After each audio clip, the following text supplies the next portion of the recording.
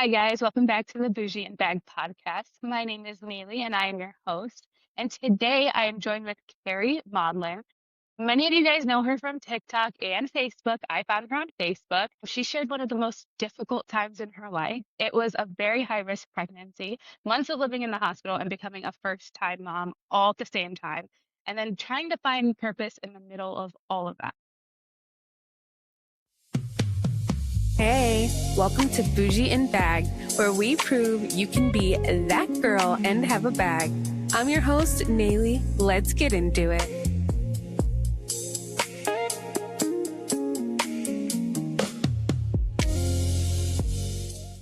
One of the first things that drew me to Keri's story wasn't just everything she had endured, but how she chose to live during that season. So she literally brought an espresso machine into her hospital room, and she made coffees for nurses and families and had amazing conversations in between all of that. And she gave herself purpose while she was in there, not only for baby, but for herself as well, and spreading joy. Keri is also a pastor's wife, and she really wove her faith into this entire journey, and I cannot wait to get into it. Hi, Keri. Welcome to the podcast. Hello. Thank you so much. I'm so excited about this. We are excited too. We got to talk a little bit before we started recording. We kind of got to know each other a little bit. I'm super excited for you being here. I am very connected to your story. I PPROM'd at 14 weeks, so I am Wow. very interested to hear your story. I Mhm. moved into the hospital at 21 weeks, delivery at 28. And I'm just very known to you are so excited for every sunrise and every day that it turns the next day because you don't realize how important those little things are when you have like, I hate saying Yes. a normal pregnancy, but a Mhm. normal pregnancy. So when Mhm. you go through Mhm. something like this, you really celebrate the small wins. Tell me a little bit about yourself. Who was Keri before everything happened? Wow, well, that is a very interesting question. Honestly, as I'm sure you would probably say for yourself too, but I am a completely different person now. The Keri before this, which I still claim all these things, but in a very different way. Very introverted, very anxious, did not like to be in the limelight. Not that I'm saying I am, but Really?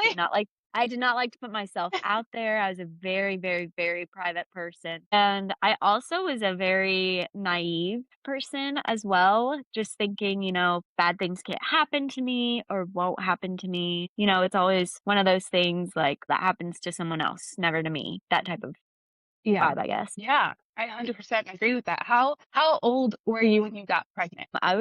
I found out on my birthday that I was pregnant, so I guess I was 25 when I technically got pregnant, and then on my 26th birthday was when we found out that I was pregnant. That's amazing.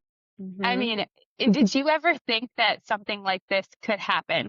Absolutely not. Again, I was literally sitting in triage Googling all these terms. Literally, I had no idea what PPROM meant, what it stood for, what it looked like, nothing. I was so naive, Yeah. honestly.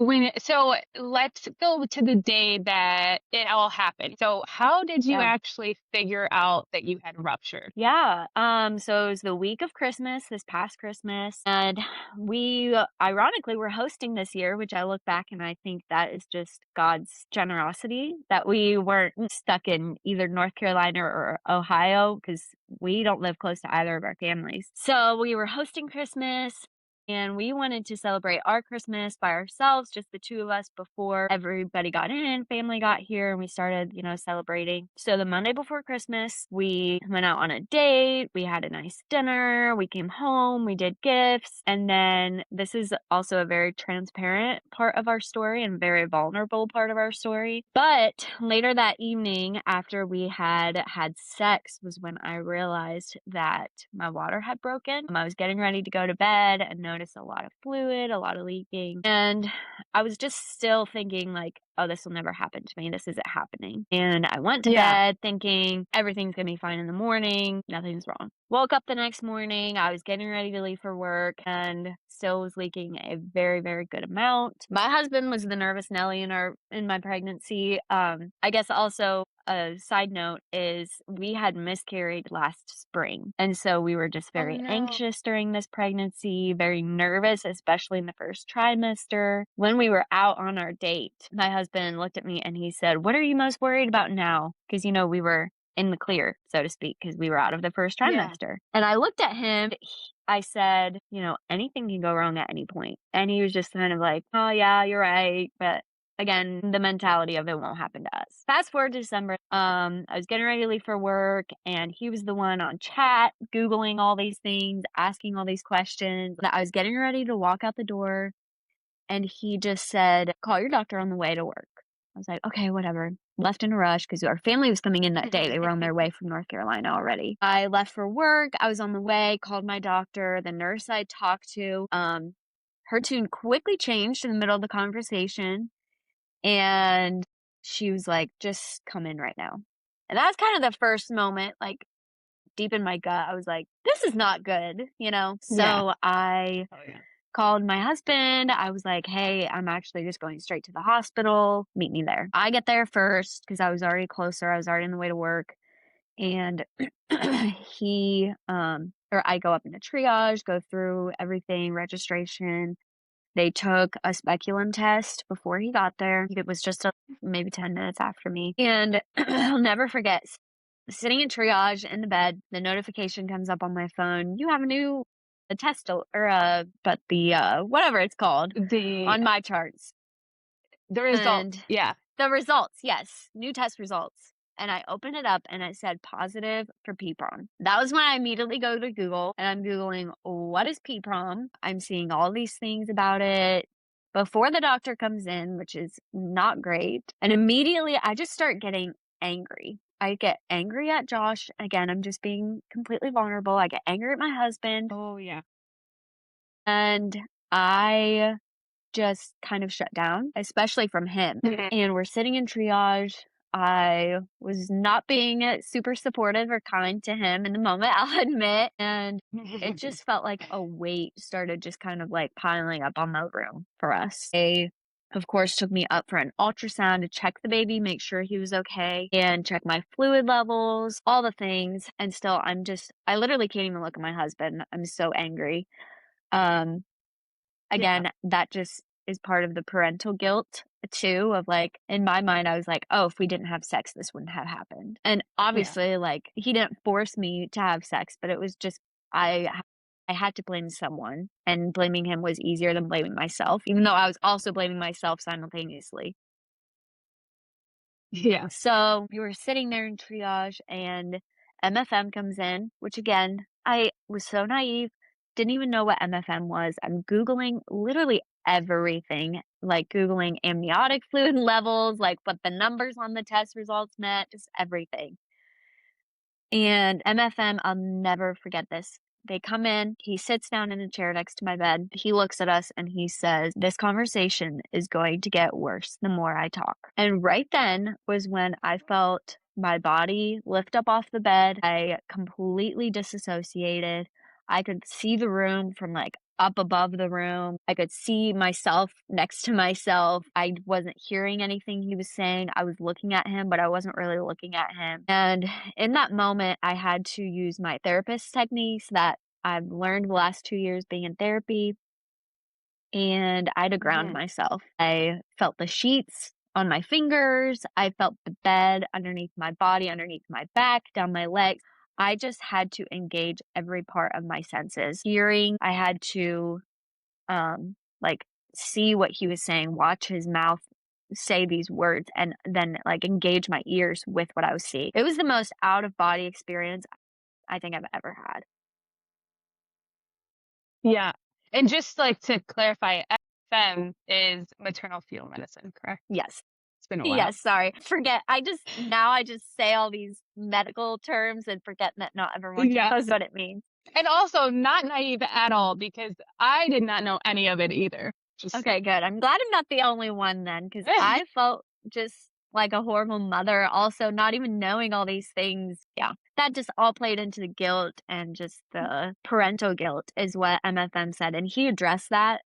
They all knew, obviously, that this started, quote unquote, from us having sex, and he addressed that too, and he said, "That did not cause this." He said, "That accelerated this," but he said, "This would have happened whether we had sex or we went the entire pregnancy without having it," which helped for sure, but still, you just feel so guilty, you just wanna blame yourself. But he sat there and he went over statistics with us. Most women go into labor in the first 24 to 48 hours. After Yeah. that, it's the first 1 to 2 weeks. You know the process. They go over everything. Yep. I Yeah. was Yeah. No, at I'm glad you're saying it. I want everyone to know. So, yeah, yeah. yeah, I was 22 weeks on the day. Um and he's going over viability with us, going over the milestones that we can look forward to given that, baby stays inside and everything stays healthy. But, everyone looks at 24 weeks as like viability, baby can live outside, everything's great. Yeah. And No, it's that not. is just, no, that is not realistic at all. That gives your baby a 50-50 chance of living outside. That is not anywhere close. And also that you'll still have lifelong disabilities and sicknesses and, health issues for that child at 24 weeks. Yeah. He said getting to 26 weeks was huge, and then 28 weeks was the really big one that Yeah. significantly significantly decreases your chance of, again, lifelong disabilities or health issues for your child. He's sitting there talking about CP, cerebral palsy, to us and saying, that's a very, very high chance our baby could have that any point that he's born before 28 weeks. And even after, it's still a chance, of course. But yeah, he just went down the line with us. Yeah. And honestly, he sat there crying with us. And that's when I knew just how serious, when a doctor sits in your room and cries with you, that's a moment you Yeah. never forget, quite frankly. Yeah. 100%. I think, first of all, God was definitely by your guys' side because having a Hmm. doctor who is ready to explain it and ready to sit there with Yes. you and not Yeah. worry about the next patient that they have, Yeah. trying to get you out the door is a Hmm. blessing in itself. Hmm. My experience was completely the opposite. Mine was No. my water broke and I called my doctor and she's like, "Oh no, you just peed yourself." I'm like, Yeah. "Okay." At the time I was 16 weeks. I hadn't known, I didn't know I ruptured at 14 weeks. I thought it was just like, a little bit of fluid, Hmm. like not a big deal. Yeah. And then I Yeah. continuously did. And so I was so confused and I'm like, I'm peeing at myself at 16 weeks. Like that just doesn't Yeah. make sense. Yeah. For So real. I went for my anatomy scan at 18 weeks, and then they were like, we have to go get the doctor." And I'm like, oh gosh. Really? My best friend was there in the room. Yeah, she was ready to get the anatomy scan so she could do her gender reveal. And she was just like, yeah. So the doctor comes in and he goes, you have two options. Like you're gonna either go home, bleed out, and your baby's gonna pass away, or you schedule an emergency DNC basically. Yeah. Wow. And then my husband and I are very big in our faith. So we're like, Mhm. no, if God, if she is still alive now, then Mhm. there are other beings that are way bigger than you that can control this. Mhm. So my husband was like, asked me if I was prepared to go through it, because he knew Mhm. my body was the one that's going to have to really Mhm. bear all of it. Yeah. So, Yeah. but I completely am so happy for you that like you had I mean, it's not a better experience by any means because Mhm. like no matter Mhm. what, that's so Sure. scary. Right. But you had, him to kind of explain it. I didn't have a MFM until I got into a different hospital. Really? So, and then he didn't even know what PPROM was. Like the first doctor that I had seen, he just Are told me you that my water broke and yeah, yeah. my So he had word? no idea. It wasn't until I went to the emergency room of another hospital because I had started bleeding. And then they were like, this is what this is. And I was like, Yeah. my goodness. And he's like, if you're down to go down this road, I'm down to go down this road with you. And that is the moment I found my doc, like, the person that really would be there Mhm. through the entire process. So, Mhm. Mhm. I mean, I am so happy that, like, hopefully medicine is changing in a certain way where doctors are starting to care a little bit more. just a little Yeah. bit. Like all it takes Yeah. is just a tiny bit more. Yes. Having all that happen, I wanted to ask, how many weeks were you when you found, was it 22 weeks that you ruptured, or was it? I was 21/6. 'Cause it happened the Okay, night so right before on the I cusp. went in. So I was 21/6, and then I went in on 22 weeks, 22/1, I guess. Or And so no, when you were 22 at weeks. 22/1, did they say, okay. And then when you were 22, did they say, okay, now you're staying here? They, gave us the option because we weren't at viability, obviously, which is generally when they first intervene. As far as, like, if the baby's born, they'll resuscitate. Before that, the baby's usually too small and, they don't have tubes small enough, and it's very invasive. It's very traumatic. Oh, yeah. And so they said, realistically, they just can't intervene that young, that little. So my doctor came in, my OB, she is absolutely amazing. Just the whole story behind finding her and getting in with her was just amazing too. But she came in and I'll never forget, she said 22 and 5 is when I'm going to push to intervene, which would have been the Sunday after Christmas. Christmas was on a Thursday. And she said, it's up to you guys if you want to go home before then, or if you want to just stay here. Either way, if you go into labor before Sunday, we won't intervene. And at that point, it's just comfort care for you and the baby. And so I they hated wanted those to, words. I hated comfort care. oh my word, like, I hated again, those words. it just means so different these days than it when I heard it before. Yeah. Wanted to start a round of antibiotic. Obviously, risk of infection is there. And so they wanted to get me on antibiotics right away by IV, which would have been which takes 48 hours. So I would have had to stay at the hospital for that. So they took me from triage up to a room. I started those antibiotics and that, like I said, that took 48 hours. And that kind of gave us a buffer of processing, of talking with more doctors. In the meantime, NICU came down and consulted with us, kind of told us what to expect in the next few weeks, or really in the next week. Yeah. That was, the most important because statistically, I should have gone into labor in that first week for sure. And we stayed for 2 days doing the antibiotics, learning more about this, and talking with more doctors and nurses. I'll never forget when the neonatologist came in. He walked in, very somber. He sat down in a chair in my room and he had a piece of paper in his hand. He sat there, very quiet, folded up the piece of paper, stuck it in his pocket, looked at us and said, "What do you want me to talk about?" And I was just like, I don't even know. What do we need to know? What do we need to expect? Like, I don't know. Yeah. You don't even know what questions to ask in that situation. Like you just don't know what you don't know. So Yeah. we stayed the 2 days. We decided to go home, just because there was nothing they would have done anyway. And I was on my way to work, nothing. I wasn't prepared to stay at the hospital till delivery. Went home Christmas Yeah. Day, celebrated Christmas, packed, I shut down my life. I kind of closed all the doors of everything. I quit my job. I kind of took care of everything I needed to just be away for 3 months, 4 months. And then we went back in on Sunday to be admitted for the long haul. Whoa. And then so during Christmas time, did your family know everything that was going on? Yes. Yes. So that was kind of the big thing too. They were on their way and we called them in triage and we're like, this is happening. I don't know if you want to come or not. They ended up coming the rest of the way because they were halfway here from North Carolina. And it was so helpful having them here. They made meals for Yeah. us. They kind of took care of the house so we could just survive. Ultimately, we wouldn't have been able to get ourselves ready. I was obviously up and walking around, but I was very careful at that time. I didn't know what would happen. I didn't know, just I was walking on ice ultimately. And Mhm. so having them here was very helpful and just a huge blessing, honestly. Did you ever feel, because I also experienced this through the holidays. So during Christmas time specifically, we had gotten so many gifts that were like mom and dad related because everyone Yeah, knew we were pregnant, and sure. then everything happened. So people felt Mhm. bad. And like some of our family didn't even want to give us the gifts because they didn't know the outcome.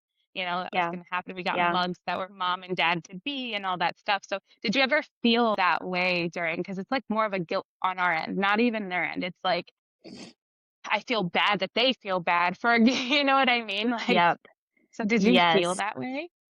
Oh, yes. That is something that honestly I'm grateful to have experienced now. So I know how to better, at least know better how to communicate and help others who go through something like this. People don't know Yeah. what to say. People don't know what to do. They don't know how to act with people like this or situations like this because if you've not experienced it, you don't know. But No. yeah, it was kind of like I felt like everyone else was walking on eggshells, like, they don't wanna say too much or too little, like, it's an awkward time for the people around you. 100%. My sister-in-law ended up getting pregnant right around the same time that I was admitted, and she did not want to tell me that she was Mhm. pregnant at all. She was like, "I just don't know," because everyone found out before I did. I was like, "Why wouldn't you tell me?" And she's like, "I'm just scared to tell you. I don't want you to Yeah. think that like I don't care about you." And I'm like, "Never." Like I was so Yes. excited for her, and it's hard Mhm. because I think people think that being on our end that it's like the world ends, but at the same time they Yeah. don't understand that we're actually looking at it as we need to be as positive as possible because baby Mm, feels everything that we're feeling. So that was 100%. like one of the main things. Mhm. Yeah, like Yes. that was what drove me was God, my husband, and knowing that baby felt everything. You got admitted on that Mhm. Sunday. So when you got admitted, were you like, oh my goodness, this is going to be my life? Like, when did it actually set in that, like, oh, this is home for the next 2 months, 3 months? Yeah. Honestly, and this is what I tell other people and mamas that I've met and I've been able to try to help and encourage through this too, but I keep saying the first 3 weeks there are I all of it's hard, but the first 3 weeks are some of the hardest. You're trying to Hmm. adjust, you're trying to process, you're trying to learn and educate yourself and just soak up all of these terms, all of these everything, trying to, better learn your baby too and your body. I had to really tune into my body and to really pay attention to what I felt, feeling baby as well, because I had just barely started feeling him kick around and move and stuff at that point. And so Hmm. I would say after the first 3 weeks was when it really hit. The first few weeks, it's like anyone can do anything for a few weeks, you know? And after that was Yeah. when it really hit. My husband's schedule, thankfully, since he is a pastor, his schedule is very flexible. He got to be at the hospital a lot with me, and our church people were amazing and obviously so gracious and like kind with him about if he wasn't at things and wasn't as involved in the church. But after that was when I was like, okay, his life has to go on. He can't just sit in the hospital with me all day every day. That was Yeah. also when people kind of stop checking up on you. Their lives move on and they forget. I Yeah. understand. I was the same way and I try to be so much better about that now. But I guess in answer to your question, 3 weeks in was when it really started to hit, when it sunk in, when you started finding a routine there. It didn't feel just like, "Oh, Hmm. we're living in the hospital, kind of fun," not fun, Yeah. obviously, but Yeah. No, I completely understand the lull, that lull right Mhm. after the 3 weeks. Yeah, Yeah. 100%. It gets really difficult and you do feel, even though, and I don't know if I'm speaking for both of us or just me, but like Mhm. even with my husband there sometimes because he's a first responder, so he wasn't able to Yeah. always be there, but his Mhm. entire department was so understanding of everything. Yeah. Yeah. But even with him there, I still felt alone.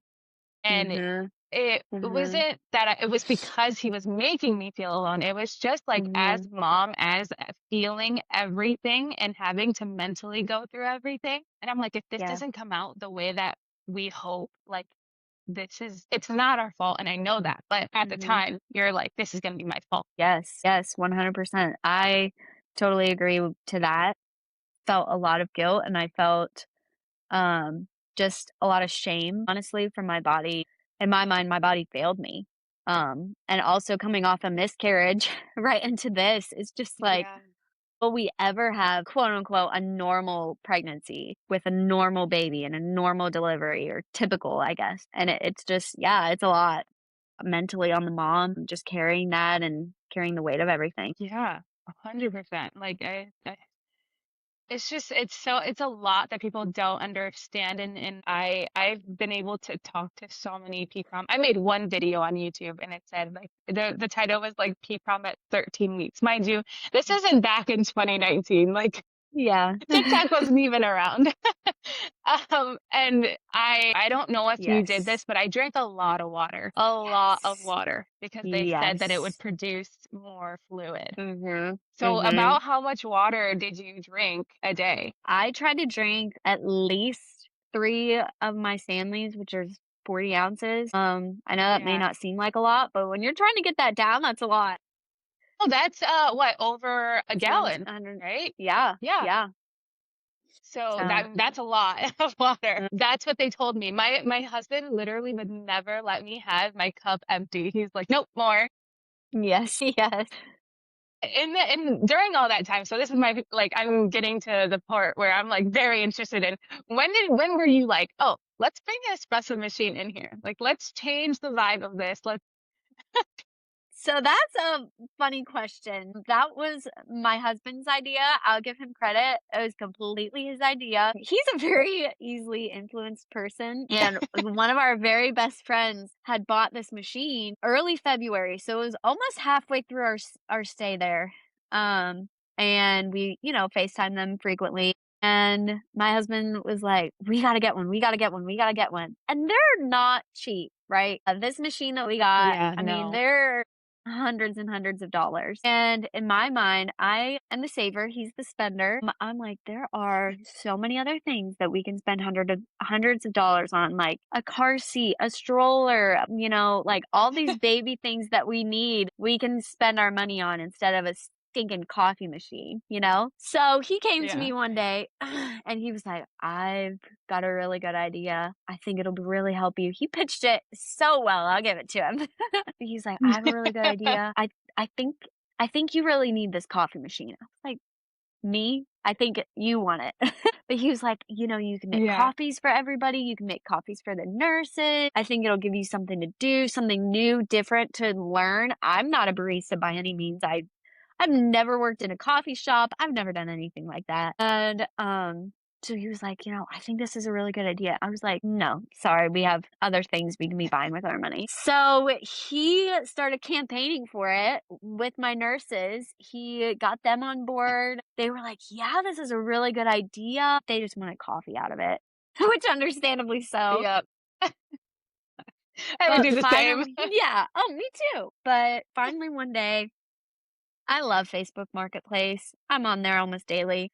I was browsing, looking for one, and just kind of on a whim, I found a brand new one, unopened, for a fraction of the price that it is, if we bought it in the store, brand new. Yeah. And so I just sent this guy a message. I was just like, is this available? The typical Facebook message. And he was like, yeah, you can pick it up today or tomorrow. I think it was tomorrow if you want. And so I let it sit for a little bit, and this went on for a few days. Like, this whole process was a few days long because you got to know my husband. After a few days, he kind of forgets about something and he moves on from it. So I thought this would be that thing. So the guy messaged back. He was like, yeah, it's available. I let it sit for a few days, messaged him back just to see if it was still available. I figured it wasn't. I was like, okay, is this still available? Again, the second time. He was like, yeah, it's still available. So that was when I was like, okay, let me talk to my husband. I better, be serious about this, I guess. So I talked to him. We went and got the machine. And that first day with it, my room was filled with nurses for hours. It was the talk of the floor, the unit. Everybody knew about it. Some of my nurses went and bought me coffee supplies from TJ Maxx because I couldn't go out and shop for Aw. myself. They went and got me syrups and cups and other ingredients, just Oh so my many goodness. fun things. And honestly, that stinking coffee machine that I didn't want at first has become one of the biggest blessings in my life. My husband was right. I needed it. Obviously, being a pastor's wife, and I am just a very independent person anyway. I don't like to do things, or I don't like when other people do things for me. I like to do things for myself. And so, this was, I think, week 6 of being in the hospital. I just was feeling really lazy. I didn't know how to give back to them. And being able to make coffees for these nurses and give back to them in this way was such a blessing in my life. I had no idea it would be what it was for me. Yeah, that is literally amazing. First of all, the fact that your husband was the one to bring it up and Yeah. that's my favorite part because I 100% thought it was you. I thought like, okay, maybe she wakes up in the morning and like needs her coffee. I Oh, had I no do. idea that it was him. And so, yeah. Well, but like, so you don't normally like make yourself espresso, I'm assuming, every Well, morning. now I do. 100% I do. Like, I look forward to Yeah. it every day. Before, I had just one of those Nespresso machines. So, like, the espresso in the Okay. pod, you just put in kinda like a Keurig, but for Yeah. espresso.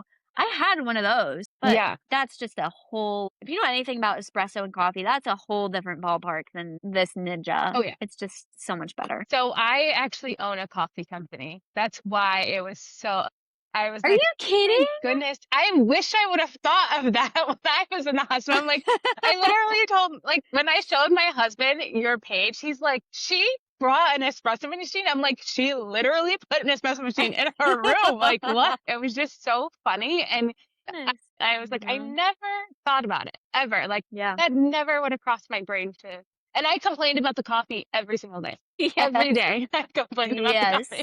Oh, yeah. So Hospital that's food, hospital coffee, it's just not it. no, not at all. So I absolutely love that. Like so during that time, what kind of conversation because I know that there were a few times where like you posted that there were people in your room, like friends that you were making coffees for and nurses that you're like what kind of conversations were you having? Because one of the things that I love about coffee is that part of it. Like you get to have amazing Yes. and deep conversations and you don't even realize Yes. it's happening. And I swear it's a Yes. cup of coffee. 100%. Yeah. Honestly, that's what really helped us to be able to build such strong friendships with our nurses. We just talked about life, just in general. I learned so much about all these nurses. I could give a background story and tell so many stories on all of our nurse friends because, the one lived in Hawaii. She used to be a barista in Hawaii. And here I am making coffee for her in my hospital and I was just like, You're "Girl, like, it's not you're the" enough. No, I'm like, "Girl, you need to be doing this." I'm just so out of my league. But then, like, I just learned about their lives, their backgrounds, like, their kids, their husband, just so many amazing stories. One of I think most amazing moments for me was, when I got there in December, the nurse who admitted me, she's just amazing, the best of the best. They're all the best of the best. But the nurse who admitted me Yeah. Oh started, yeah. orienting someone else like 2 weeks after I got there. And so I became friends with both of them. And closer to the end of my stay there, the orientee, she took her NCLEX test. And the day before she went to take it, she was taking off early to go study for it. And she stopped by my room. She had already like changed out of her scrubs. She was getting ready to literally leave. And she stopped by my room and I was like, "Do you want a coffee?" And she was like, "Yes, please." So she sat on my couch. I made her coffee. I talked with her. She was very nervous, rightfully so. That's a big test. Like, it's a big moment. Yeah. And I made her coffee and I got to sit there and pray with her for her test. And that was just one of it almost brings tears to my eyes right now because that was just one of the most rewarding moments for me. Just being able to be there for her. I could see the anxiety in her eyes. I could feel it, feel the anxious vibes off of her. She was so scared. Again, Yeah. rightfully so. Like, that's a big test for a nurse, a big moment. But that was probably one of the coolest moments. There was another time I had, so, hospital living, you get the rounds of doctors every day in there. Every And day.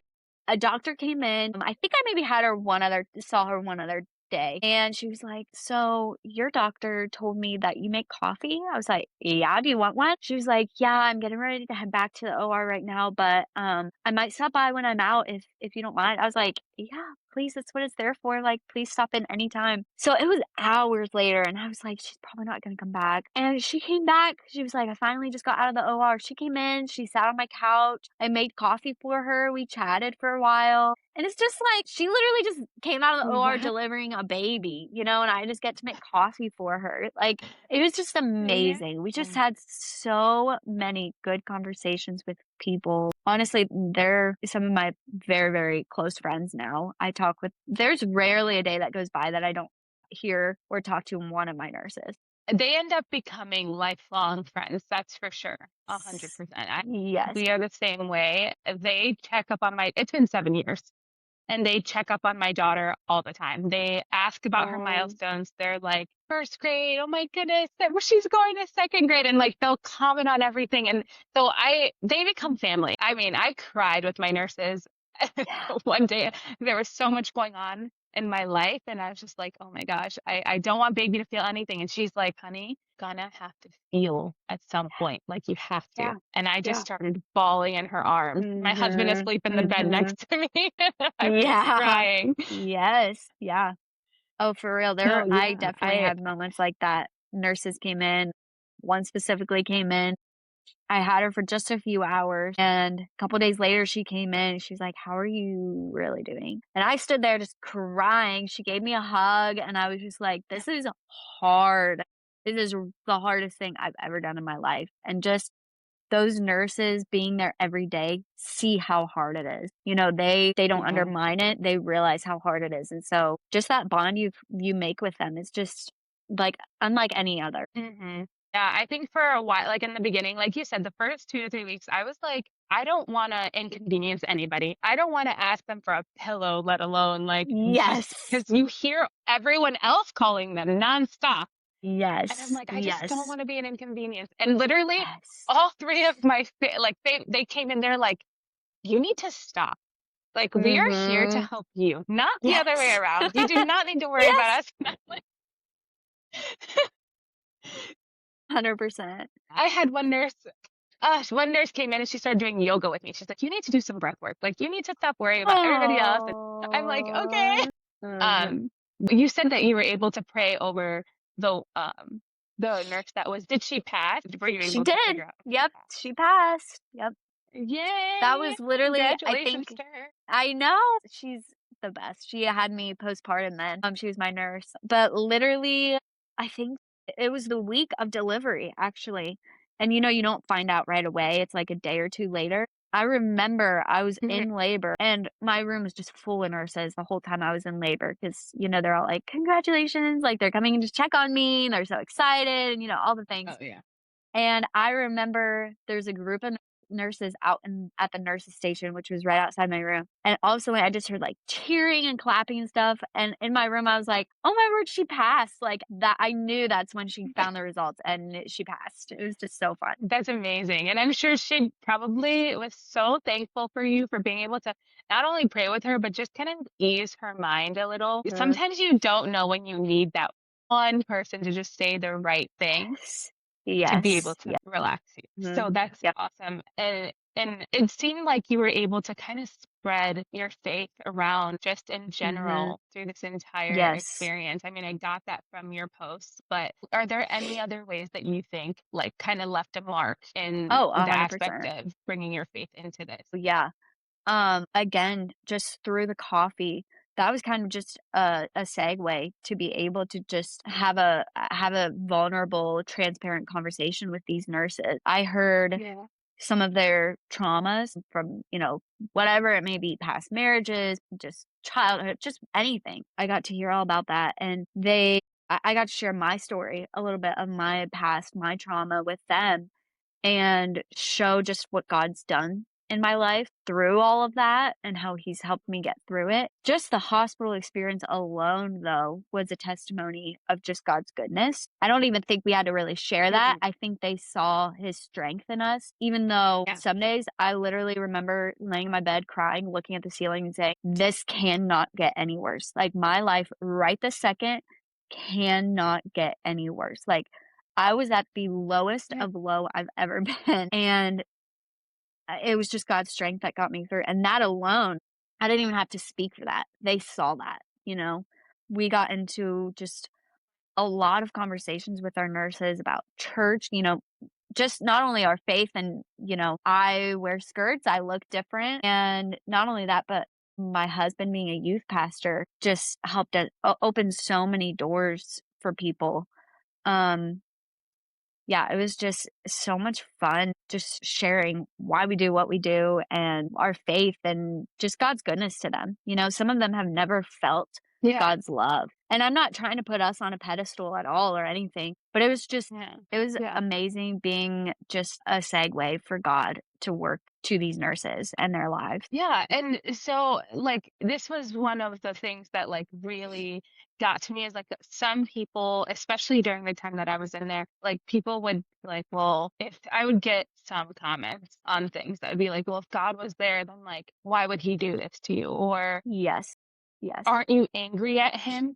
And like one of the things that I want you to kind of touch on is even like I know at certain points, especially in the beginning, I was very angry at him. I was like, why? Mhm. Why me? Like I have done everything correct. I've done everything that you've asked me to do, you know? Mhm. And Mhm. I was angry at a certain point, but then it's like you start to sit with yourself and you start to sit Yeah. with your baby and you start to see like the little wins and the things that really Mhm. matter. Like they're alive, Mhm. period. And that's God's Mhm. work, you know? Mhm. Mhm. And not all the bad things are God's work, right? Absolutely. Sometimes Yeah, things absolutely. happen for a reason. Yes. Yes. But how did you take that and how did you get to a place of, yes, I'm angry and I might be mad at God for a second, but that doesn't mean that it takes away everything he's done Mhm. to get me to the end. Yeah, that's a really good question. That was, part of the journey as well. And I remember getting to a point, you know, because of course I had the questions of why? Why this? Why us? Why now? Why everything? And I remember getting to a point though where I realized how much of a blessing it is to go through a trial. I still look back at that time, and in a way,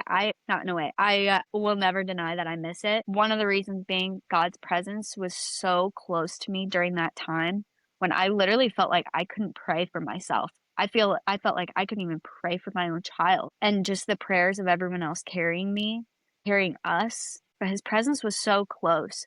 And that was so ingrained in my brain right now, like for the rest of my life, hopefully. Just God's presence through that. And that was kind of when it started shifting from me to gratefulness from anger because I was grateful for his presence. I'm grateful for his presence all the time, but especially in that moment. And it's just such a sweet presence that you can't describe, you can't experience when you're on the mountaintop, so to speak. But I also Yeah. remember distinctly being grateful that he chose me and us, Josh, to go through this. Um, I, obviously we see Job in the Bible and how he went through very difficult, treacherous times. And the thing about that story that kind of gets me is God was the one who mentioned Job to Satan. He says, hey, how about my servant Mm. Job? Because he knew Job would stay faithful to him, even when he literally lost his entire family, all his friends. And so I kind of had to look at it through that lens and just be so grateful that God chose me, that he knew I could handle it. I feel like I did it. Like it was him. It was all him through me. He's the one who carried me. His strength is what got me through. Nothing that I did got me through. But just being so grateful that he had that confidence in me to choose me to go through it, I guess. I don't know if that really makes sense, but that's what where I had to get to, the mindset I had to get to really deal with that anger and all the whys. I still have the questions of why, I think I'll ask Yeah. myself that for the rest of my life of why. I don't know on this side of eternity we'll ever know why.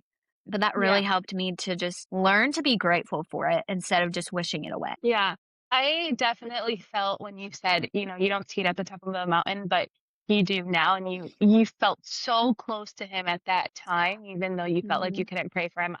Yeah. 100% feel that, and there are moments where I miss that feeling of being in the trenches, but feeling the love, feeling like Yes. everything's gonna be fine.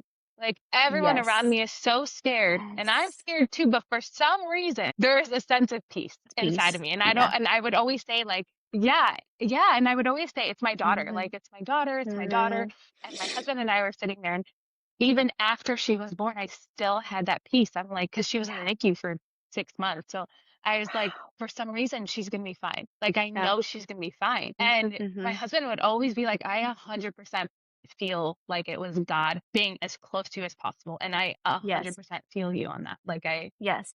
it is a Yes. feeling that sometimes I feel like now when I go through situations, I'm like, I just want that feeling back, you know? Yes. I want to Yes, feel as for close. real. Yes. Seriously. Yeah. So I'm just so thankful that you came on here and just told us your story. Baby, he's here and he's well. Yes. How Growing is like it a being a weed. mom? Tell us.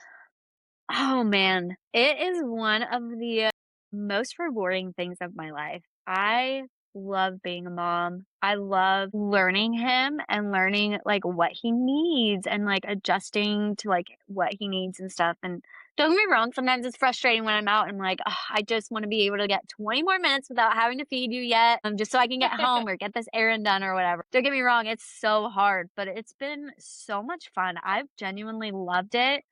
Everyone in the newborn trenches was like, "Oh, it gets better, it gets better, it gets better." I'm like, "I don't know how it can get any better than this." Like, it's pretty amazing. I loved it. And I think part of that too, that Yeah. gratitude, that gratefulness comes from what we went through to get him here. You just look at life so Mhm. differently. You just look at babies and pregnancies and kids so differently now, having experienced something like that and going through something like that. So it's been so Yeah. much fun. I'm loving, loving, loving being a mom. Just taking him everywhere. Yesterday we went swimming and just, bring him along. I don't want him Mhm. to necessarily like hold us back from living our life. I just want to bring him along with us and just live our life with him. Yeah.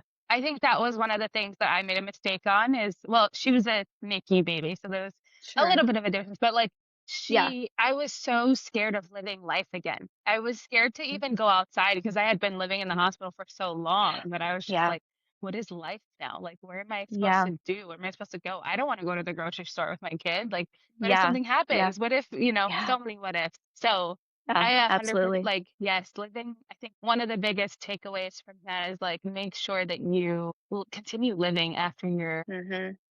out of the Mhm. trenches. Yeah. I'm so happy that motherhood, it looks good on you, first of all. And second of all, Mm. I'm so happy that it's worked out and that it's going so well and smooth for you. I'm Mhm. going to tell you right now, you're definitely going to go through a little bit more trenches. Just wait for Yeah. terrible twos because it's real. That's what I hear. But it is fun, I will say that. And my daughter's 7 and she's still it's amazing. I look at her and I look at her, I always tell her, I'm like, you're so strong. Like you have no Mhm. idea. And I cannot wait to Mhm. tell you how strong you are, but you are Yeah. so freaking strong. Yes. And she always tells me, no, I'm Absolutely. not. I'm not that strong. Yeah.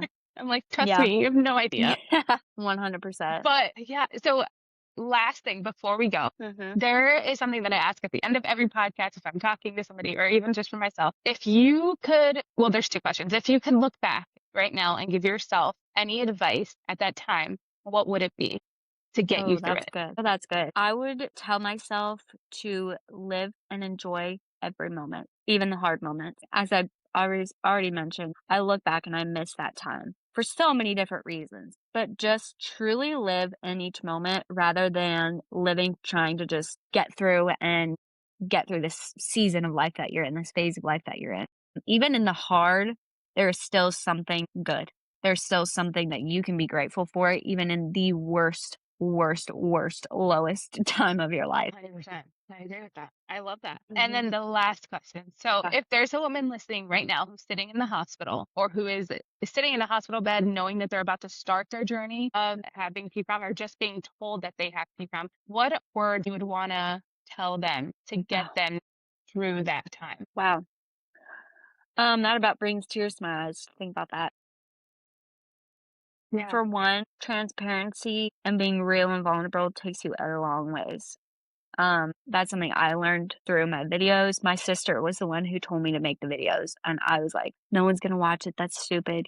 And I just look at all the opportunities I've had from it, and it's such a blessing. So being transparent and being vulnerable will take you a long way rather than just trying to like have the strong front of I'm doing okay, I'm doing okay, I'm doing okay. Sometimes that's when a friend texts you and says, "Hey, how are you actually doing?" Saying, "Today's really, really hard," or "This week has been really, really hard, to be honest with you." Secondly, then invest in your season. That was one thing, I guess, kind of like the main thing that I've taken away from this journey is the power of investing in your season. Because I look back and my story would have been completely different had my nurses not invested in their season that they're in. If they didn't invest in their job, in me as a patient, they didn't come in and just take vitals and leave the room and go on with their day. They stood in there for hours talking with me. And so if everyone just invests in their season that they're in, just how much better is the world going to be? So my advice would be to really invest in this time and in this season. I know it's hard. I know it feels so lonely, and it will be some of, if not the worst possible days of your life, but you can still invest in your season. And so I guess that would be my advice. Reach out. Also That's some reach good out to me. advice. That's some powerful. Yeah, that's some powerful advice. I second that. Yes, reach out because I think Yes. one of the things that got me through it was people telling me like they're Yep. going through it too, or, and what got me through it afterwards too is being able to help other people. And I'm sure you feel the Yes. same way is the advice that you can give somebody that you never thought was going to be, something that you could offer someone. Yeah. So 100%. I love the advice you gave. I think it's like Mm. it's not promising anybody anything, Yeah. It's No. it's the truth. Yeah.